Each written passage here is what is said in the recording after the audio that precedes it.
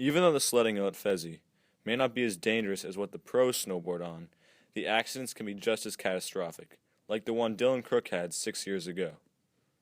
Alright, so I've come to the Fezzi sledding hill today to find out exactly how and why Dylan might have fallen on this sledding hill those 6 years ago, and using the information that Caroline and Dylan have given me. So I was going down the hill on my snowboard, coming down, and then right at the base around there, you see the bump there? So right before the end of that, I sort of just tipped over, fell on my leg. I guess it twisted on a weird way when I was coming down. It just snapped in half. And yeah, my mom didn't believe me when I was screaming. And I ended up standing up, putting my foot down, felt like I was stepping on air.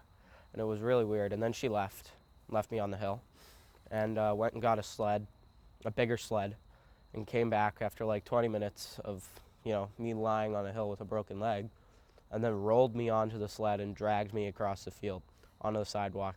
No, she didn't call the ambulance until probably an hour after I broke it. Okay, so I was standing at the top of the hill. I was about to go down, and he just kind of fell. I don't know, it didn't look that bad. He just slipped and fell because there was a lot of ice at the bottom of the hill, so. And then they got me to the hospital, and then I realized that my leg was hurting.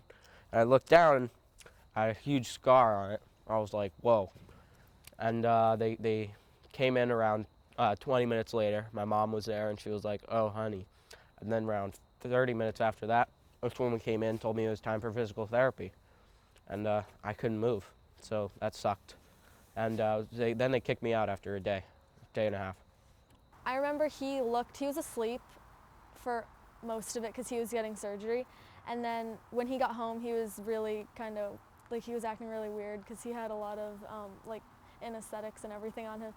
So it was a little bit scary to see him all weird.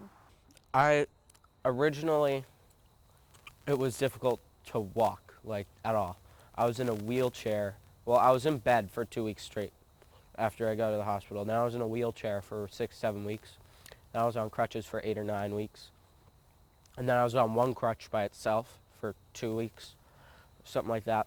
And eventually I could walk again, but it was around 6 months before they fully cleared me. Actually, the day after they fully cleared me, I broke my arm.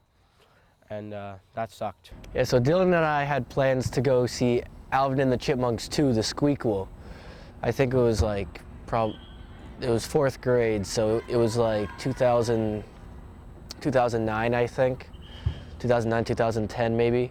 I felt really bad for him. I mean, Dylan's been one of my friends since, he's probably the first friend I made who was in my elementary school. And he'd been my friend for such a long time. And I felt really bad for him. I mean, he liked to play sports, he liked to do stuff, and that broken leg really restricted him a lot. I play baseball now.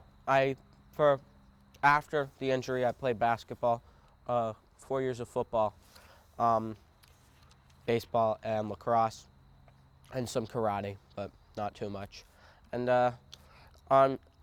now baseball, the only real challenge about it is running fast. Running from base to base is the only thing that's really challenging, but that's just because of my speed. Nothing else is really affected by it. Now, many years after the injury, Dylan has hopes to improve in baseball and get much faster.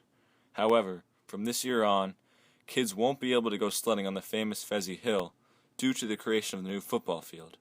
It might be a smart move now, though, preventing kids from having to get any more titanium thighs. This is Michael Gresser, signing off on Newton North TV.